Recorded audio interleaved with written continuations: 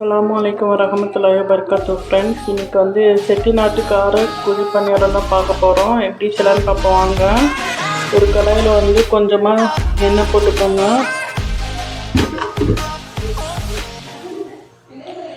கொஞ்சமாக கடுகு போட்டுக்கோங்க.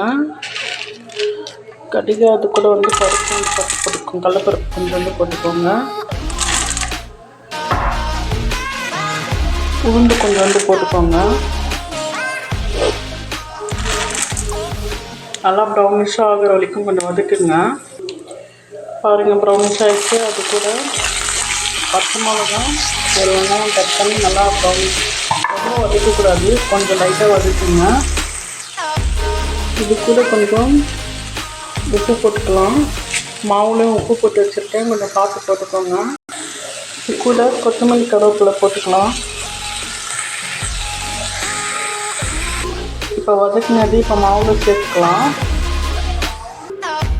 பாருங்கள், நல்லா வந்து மிக்ஸ் பண்ணிக்கோங்க. மாவு வந்து தண்ணியாக இருக்கக்கூடாது, அதே மாதிரி கட்டியாக இருக்கக்கூடாது. இந்த பதத்தில் வந்து நல்லா வந்து இருக்கணும். நல்லா மிக்ஸ் பண்ணிக்கோங்க. இப்போ குழி பணியாரம் போட்டுக்கலாம்.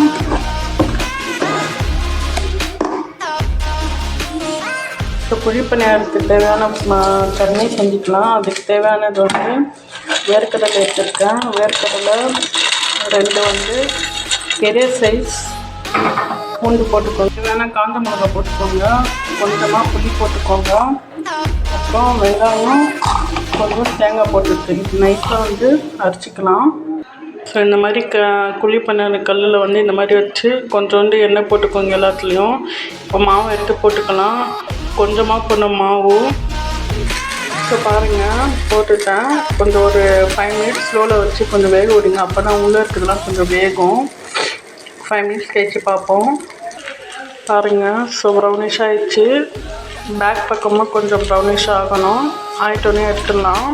அவ்வளோதாங்க, குழி பணியாரம் ரெடி ஆகிடுச்சு. அவ்வளோதாங்க, ரெடி ஆகிடுச்சிங்க செட்டிநாட்டு நீங்களும் செஞ்சு சாப்பிட்டு எப்படி இருக்குன்னு சொல்லி கமெண்ட் பண்ணுங்கள், லைக் பண்ணுங்கள், சப்ஸ்கிரைப் பண்ணுங்கள். Thank you friends.